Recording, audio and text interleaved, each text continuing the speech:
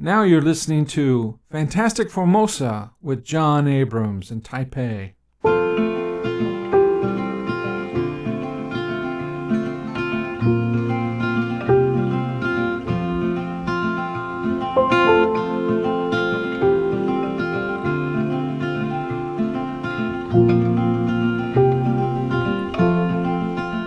Well, you know what? We got Alejandra back to Fantastic Formosa. I'm John, and Alejandra is from Colombia, South America, and she agreed to do another show. I'm delighted to have her.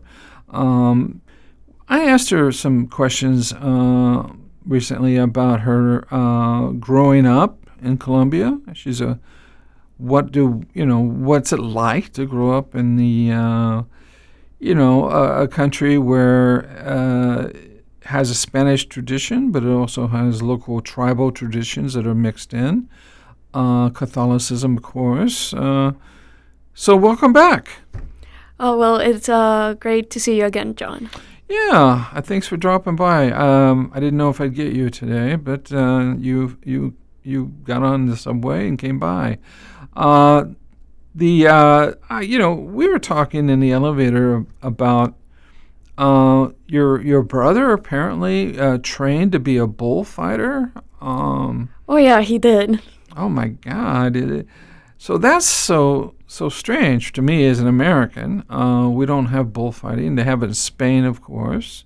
So tell me about it. Okay, so it all started when he was 14 years old. It is a tradition at his high school to have boys in grades 9 to 11th grade to have a competition on bullfighting. So when he was in 9th grade, he got the opportunity to join one of the teams. So he had to do training for that. He went up to the countryside and he trained with not the real big bulls like you'd see on television, but with the baby bulls, which was hilarious to watch for sure. As a sister, there's nothing funnier than seeing your brother being like stomped upon by a bull. You sort of secretly enjoy, the kind of revenge. When he was younger, he may have done something to you, or and you can see a baby bull stomp on him. Did he break any bones? He didn't. He got pretty bad bruises, though. Oh my God!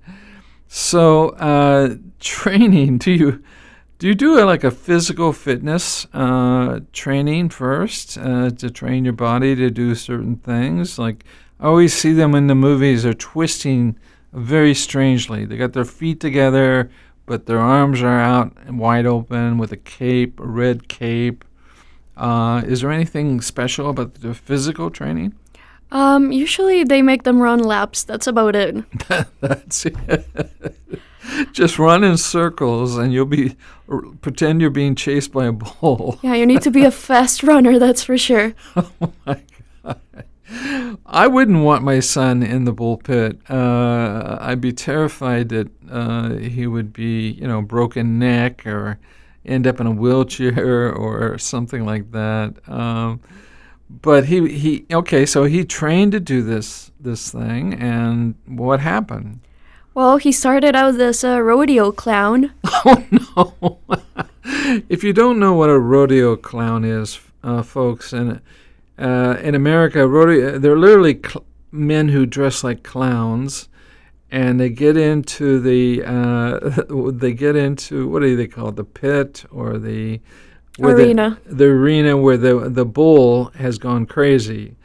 And normally in America, in Texas and places like that, you'll see, some guy trying to ride a big bull, and he gets thrown off the bull, and then the rodeo clown has to distract this crazy bull that weighs 500 pounds so that the cowboy can get back to the fence and survive.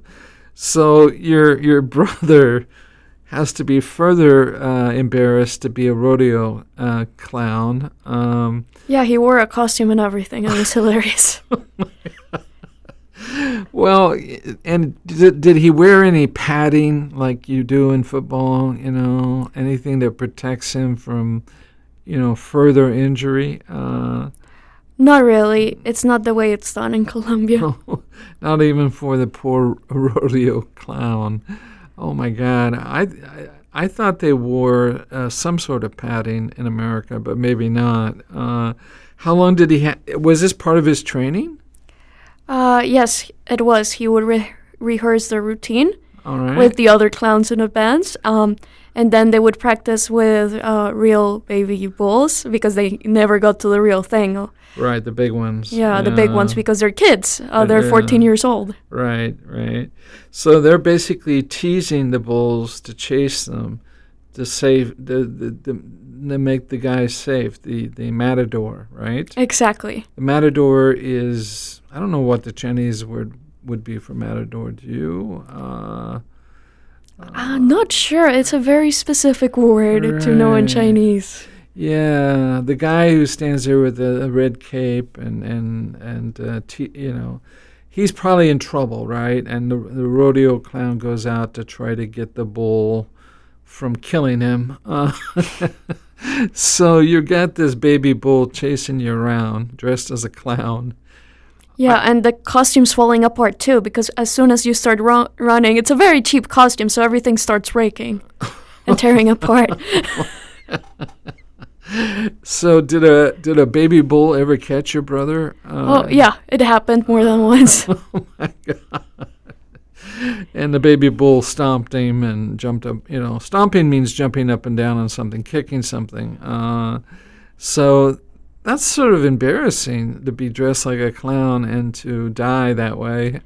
Oh, yeah, but the girls love it. The girls love it. Why do the girls love to see their boyfriends being stomped on by a bull? Because it proves how manly they are. Really, I think it's a little embarrassing for a man. So I think American manhood is very different from South America. In fact, it is, isn't it? Manhood is different. I would say so. Here you say it's not manly, but they're still in the pit or in the arena, however you would like to call it, with the bull, which is something you wouldn't do. Right. No normal person would get in with a big 500-pound bull with horns, angry, in fact. What's this word I keep hearing in America? It's actually quite popular in America, and I believe it's Spanish, macho. Macho man is now we don't have macho men in America. We don't use that phrase, but we talk about it sometimes. What is a macho man? So a macho man would be like your stereotypically manly man, that toxic masculinity-driven person.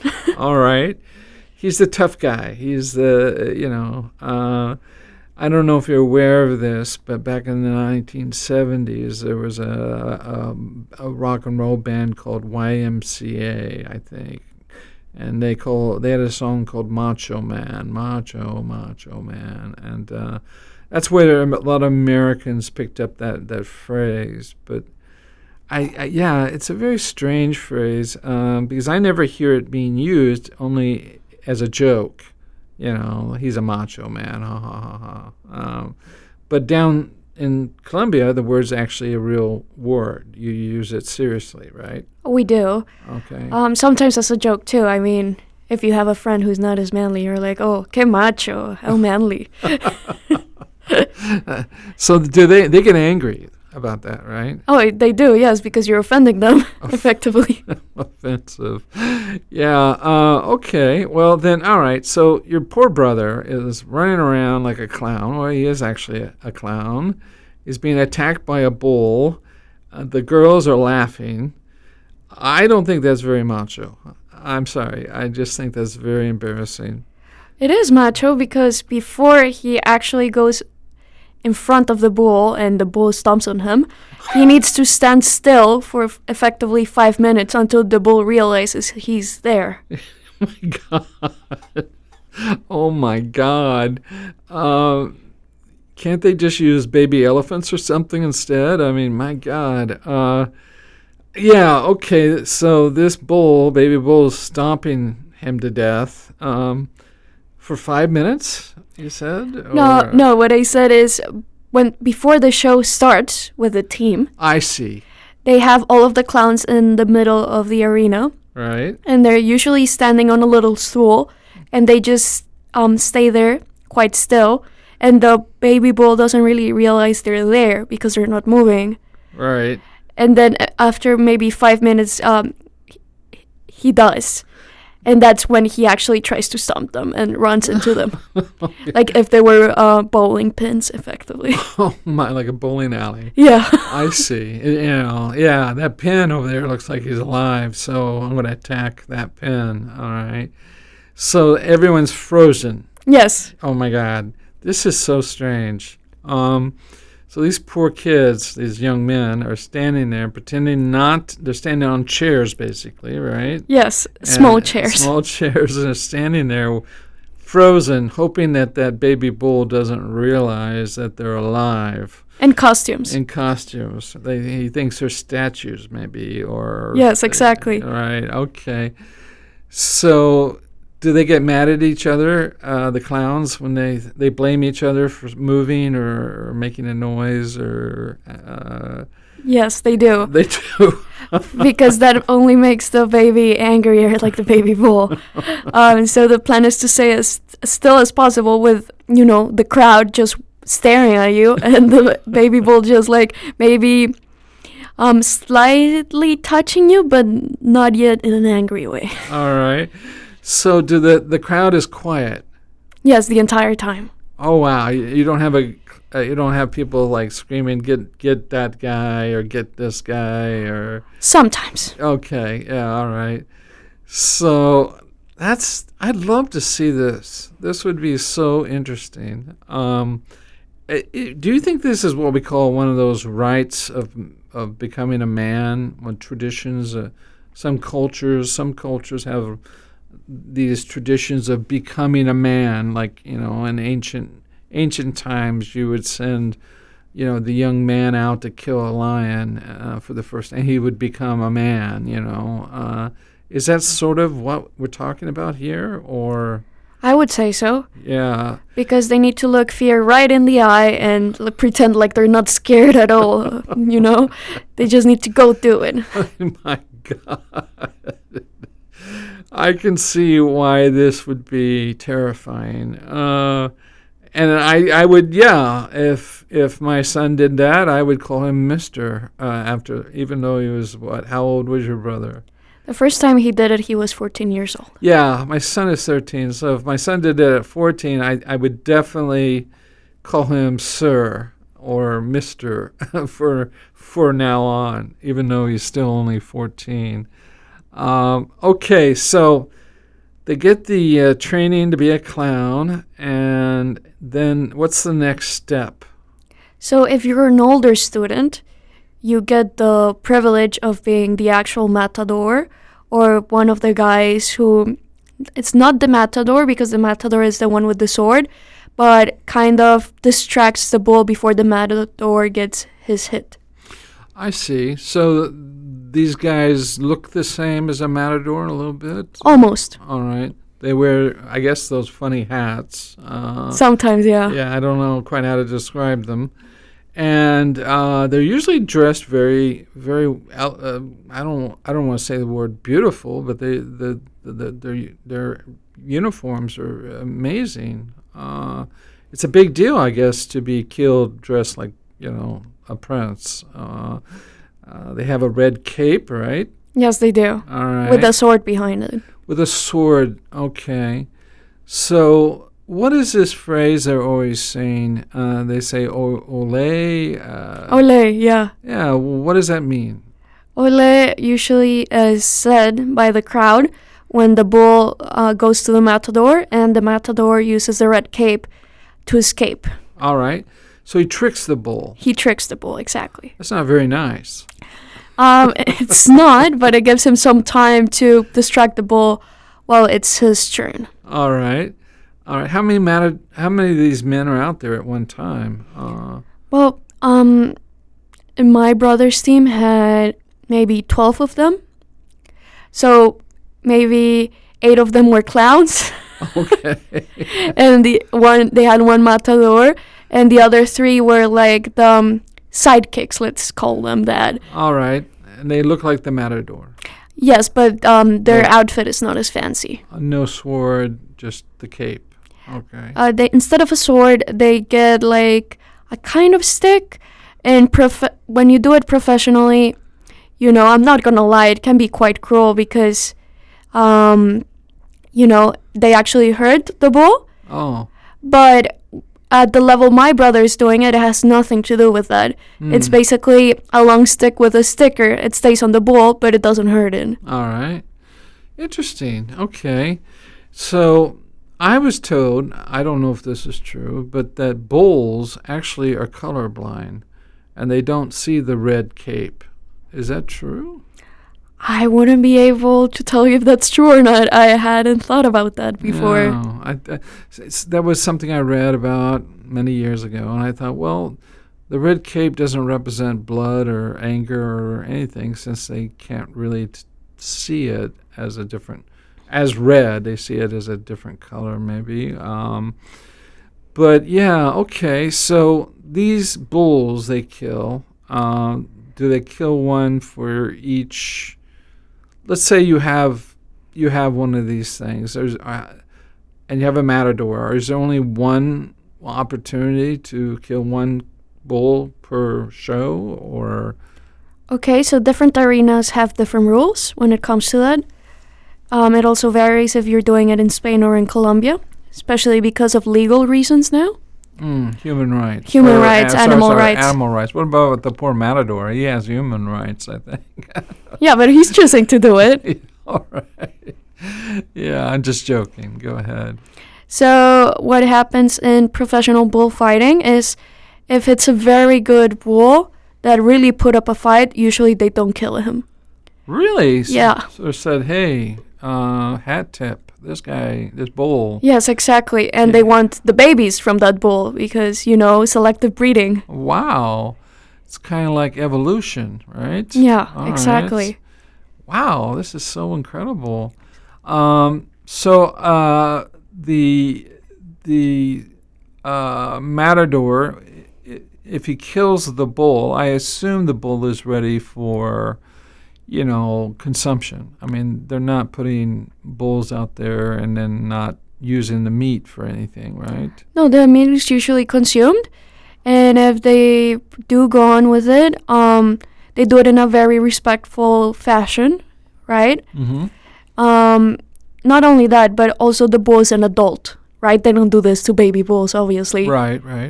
And this is in professional bullfighting. As I said before, what my brother was doing was very different. They would play around with the baby bull for a bit, and then the baby bull would get tired, and that would be then winning. He just being tired.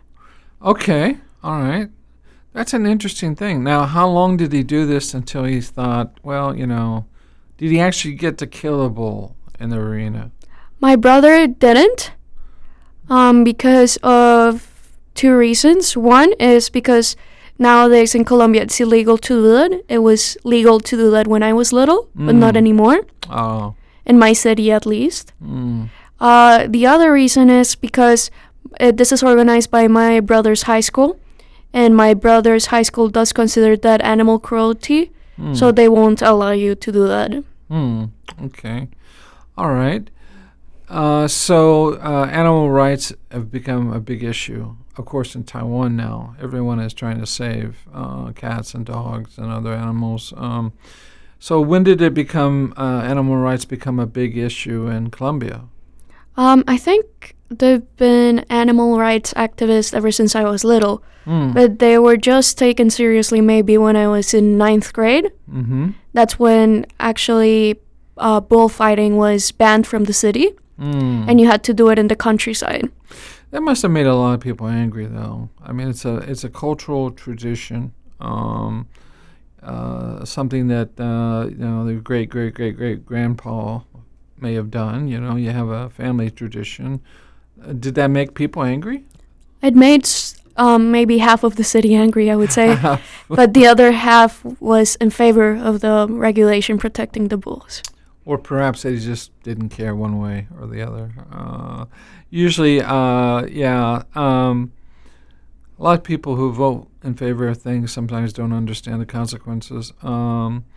Losing your tradition is a terrible thing. I sometimes worry about Taiwan. I when I first got here, we had a lot of mom and pop noodle shops and mom and pop sort of convenience stores, and now they seem to be a 7-Eleven on every corner. It's become, I guess, it's become less.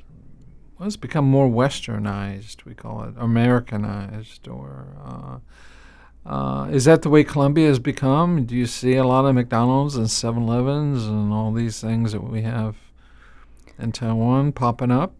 It's interesting you mentioned that. I wouldn't be able to tell you as much because in my neighborhood, growing up, I did have all of that. I was privileged enough to have a McDonald's in my neighborhood, which was kind of a luxury at the time. Mm-hmm.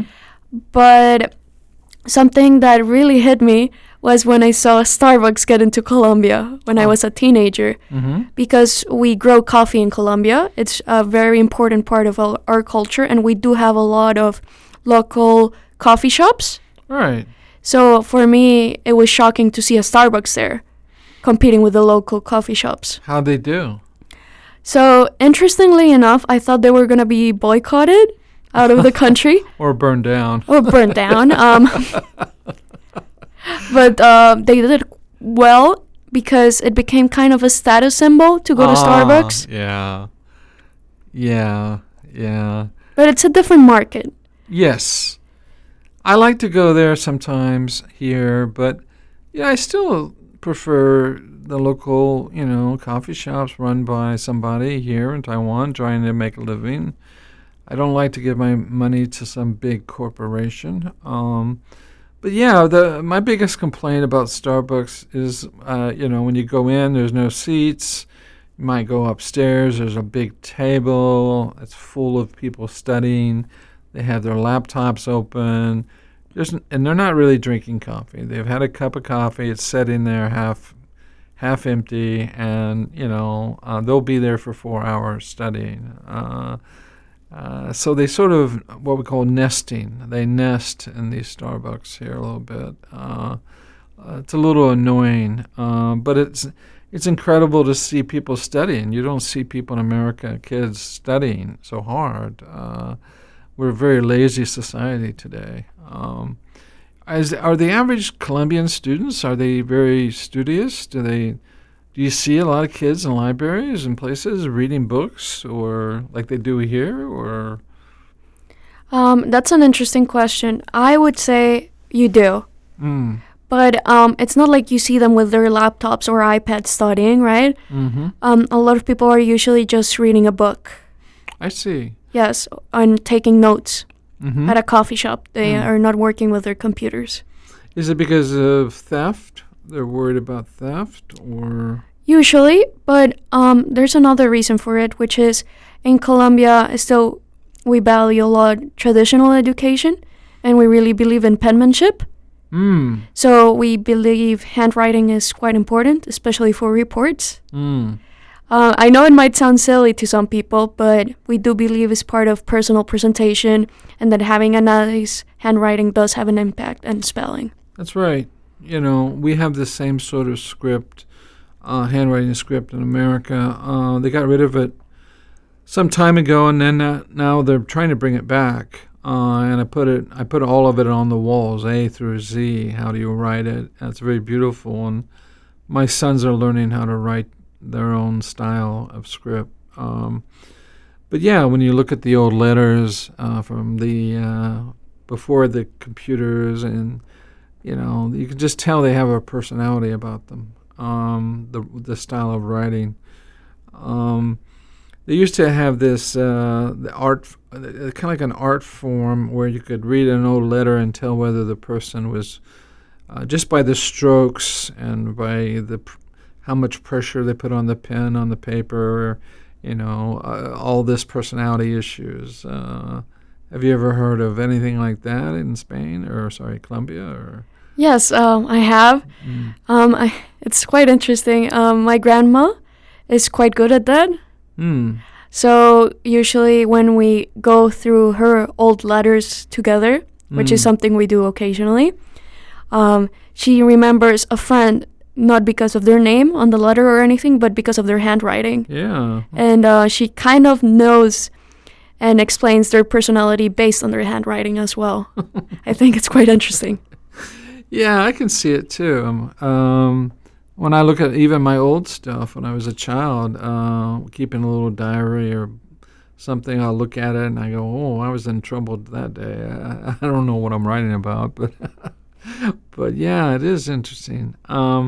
So in Colombia, he gave it up, or he just didn't have a bull to kill, and he graduated. And is he still a fan of the sport? He did it for 3 years, effectively. He's already a senior in high school. He's about to graduate as well. So his plan is maybe to go to Spain and watch one of the real shows, one of the real pros do it. Okay. So he's still involved in this world. He is. All right. Did he receive any trophies or ribbons for his activities? I said this was a competition. Sadly, my brother's team never won. Oh, okay. But I think they did put up a show, and my parents seemed to love it when they went to support him in the crowd. Yeah, I imagine that would be very important. And I wanted to ask you, you had a brother and yourself. Brother, did you have anybody else, brothers, sisters, or? Oh, no, it's us just two. Us two. All right. The other thing about, becoming an adult, what we call rituals of manhood or womanhood, there's some sort of tradition in Catholicism or maybe your local culture when they celebrate a certain age, right? Yes, it's called a quinceañera, and it's when a girl turns 15 years old and a lady. Okay, and they do that all over South America and Central America, or? I would say they do. Yeah, okay. Now, that's a big deal, right? It is a massive deal for a girl. A girl, okay. And it involves buying, what, a fancy dress? A gown, right? It's about the dress, it's about the party, it's about the tradition of dancing with your dad at the beginning of the party. Uh-huh. All right. Then inviting everyone else for a dance. It's quite nice. Oh, good. And then after that, you're sort of, is there like a ritual where you have to say certain words, or I don't know. Do you get a ring? Do you get a necklace? Do you get something to mark? Do you get an envelope of money? Maybe a sports car. I don't know. Is there a gift? Well, there are many. Oh. Because everyone who goes to the party needs to give you a gift. It's usually what? What is it normally? Usually jewelry. Wow. Really? It depends on the family, of course. But I got 3 pieces of jewelry I really love, and I'll keep for my entire life probably. One is a watch my dad gave to me, and the other 2 are rings. Each one of my grandmas gave me rings, so I have 2 rings. All right. And that was that a family ring? The stones were a family heirloom, and they got the ring custom made for me. All right. So do you know how far back the stones went? One of them goes back about 150 years. Wow. My gosh. Wow. So you're going to give these to your own daughter, I assume. That's the plan. All right. And then it'll be it'll be even older. But normally people, do they just give you money, or what's the normal? I received many interesting gifts. Oh, like what? One of my favorites was I received a letter writing kit. A letter writing kit. Like a fancy one with a stamp and wow, wax and like a yeah, pen. yeah. Old style. Yeah. Yeah. I've seen people, mostly girls, had these things in America, and it was quite interesting because they would, had their initials in the stamp, and they would send a love letter or something to their boyfriend, and they'd stamp it. That's a very old style of doing things, right? That sealed it and made sure nobody opened it, right? Yes, exactly. Okay, all right. I don't think that would survive today's post office system, but they run things through machines. Wow, okay. Was there anything else? A pony? Did you get a little pony horse? Where would I write it? I lived in the city. I thought a pony was a normal gift that you gave your daughter. So no pony for you. No pony for me. I got a watch, which is way nicer than a pony in my opinion. Okay. And you had to get a dress, of course. What kind? It was a gown. Are these gowns like what we call prom dresses, or? In my case, it was a bit different. I wanted to make my quinceañera different than the traditional one. So I didn't wear a dress, which was kind of controversial. What did you wear? I hope something. A blazer and pants. Well, a blazer and pants. Are you going to be a lawyer? Maybe. Why didn't you do were your parents upset? I mean, come on. This is a family cultural tradition. They accepted it. There were no complaints. My parents said it was my decision in the end. It was my party. It's your party. Okay. So mine was different than the traditional one. Mm-hmm. Also because we didn't live in my home country at the time. You were in Peru? I was in Peru. Oh, I see. So I didn't get to invite most of my family to it. Oh, that's a headache. All right. Isn't Peru very close? Couldn't you just get on a bus and... See, when I look at a map, they just look like they're right next door to each other.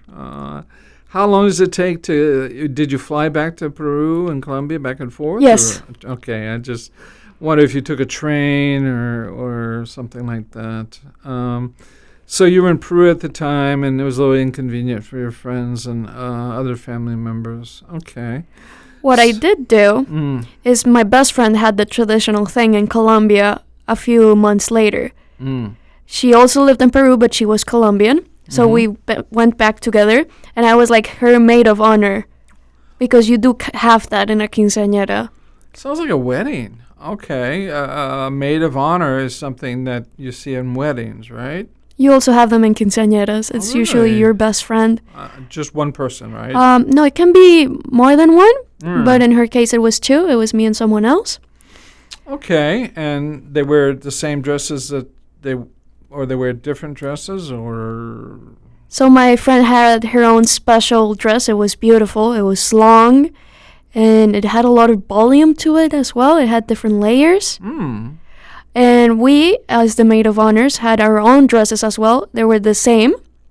As maid of honors, we want to distinguish ourselves from the crowd as well. And we have roles in the party as well. Okay. Wow. Okay. It does sound like a wedding lineup.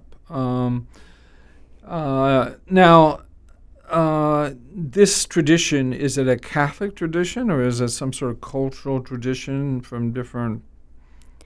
Nowadays, it's mostly cultural, but I think it started out as a Catholic tradition.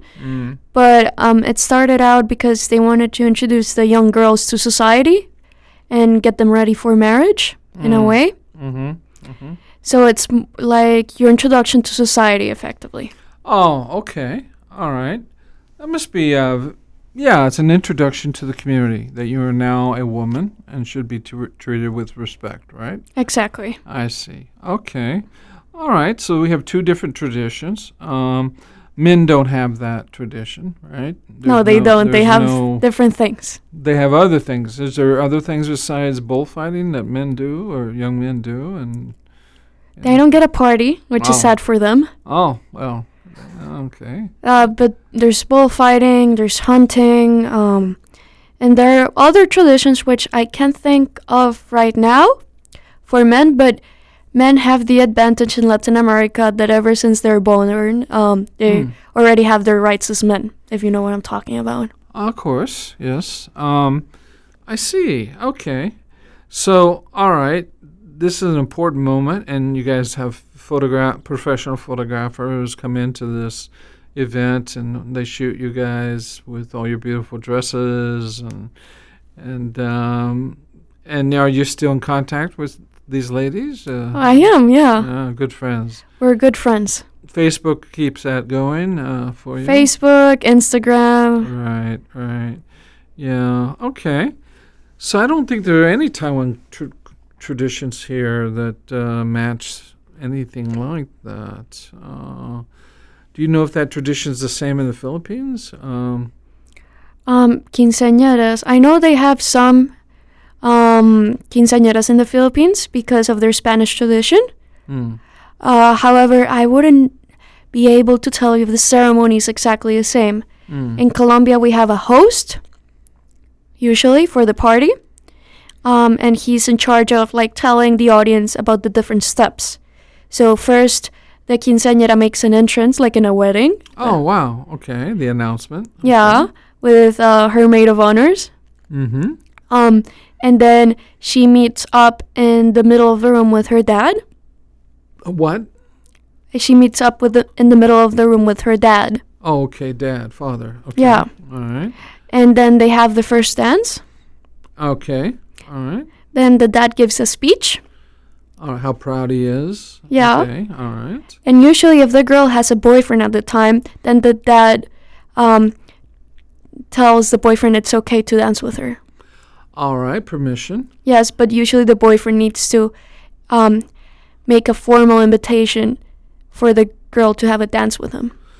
So this is an old tradition I heard about in America where you had to get permission from the father to marry the daughter. They don't do that anymore, of course. But I do know that they did that at least in the 1950s in America, the permission. You had to get permission from the father. Yeah. Oh, but it doesn't finish there. Oh. The girl needs to dance with all of the male people who are invited to the party, not just her boyfriend all night. All right, that could be a little tiring, I suppose. How many men, guys? Who are these guys? Relatives? Relatives, friends of the girl in question, people maybe the parents invited to the party, that is the most awkward part, in my opinion. All right, because you don't know them very well, maybe. And there might be a bit of an age difference too. Oh, sure, old men. Yeah, you just have to be nice to us. I'm an old man, you know. So yeah, that could take a long time though. They do a song a piece, or do they? Can I? In America, this is can I cut in? Another man steps in the middle of a dance and takes over. Here the girl chooses. I see. And she chooses one dance. What did you choose? Well, in my case, I didn't go through all of that. I was lucky. I had a bit of an untraditional one, as I said before. My friend did have to do it, however.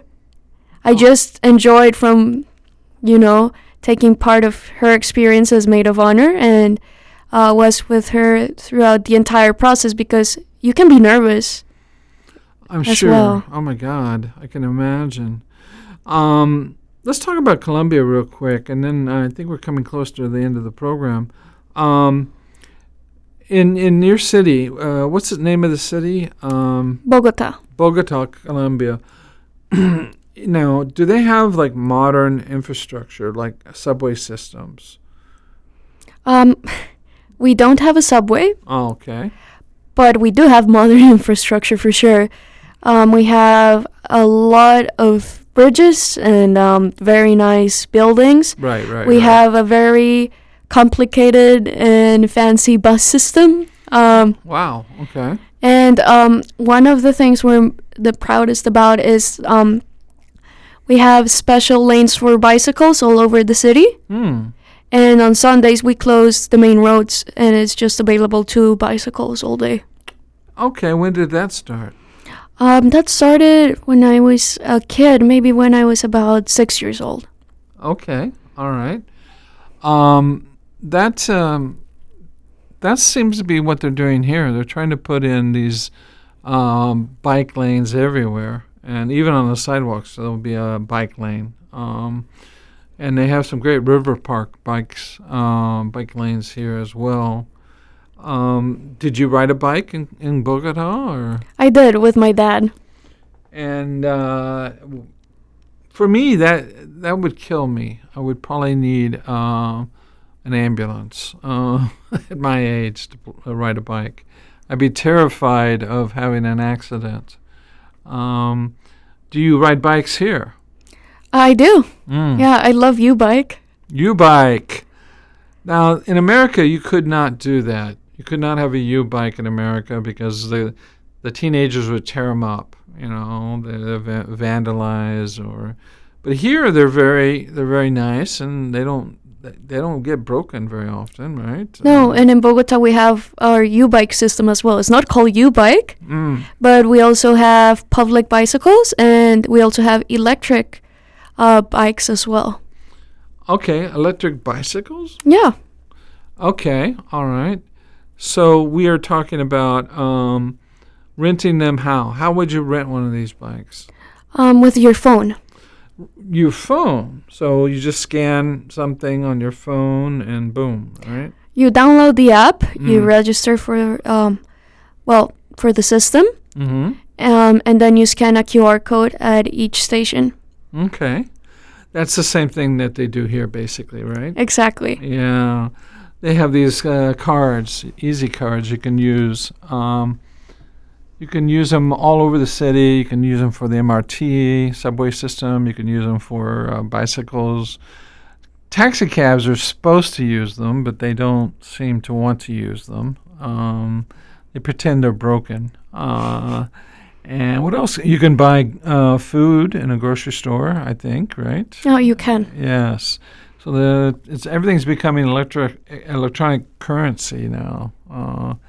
But I still prefer hard, cold cash, as they say in America. Oh, that's not the case in Bogota. We're Really? more like the U.S., in which we use QR codes and our debit cards or credit cards. Yeah, I still like that money in my hands, though. I don't know why. I'm old school, as they say. Look, it's been great having you. Thank you very much for coming. Oh, it's a pleasure for me to come back to the show. Well, having somebody from South America is it's just great. And our listeners, many of them study Spanish. So to listen and hear about Colombia is great fun. Until next time, we'll meet again. Sure. Bye, John. Bye.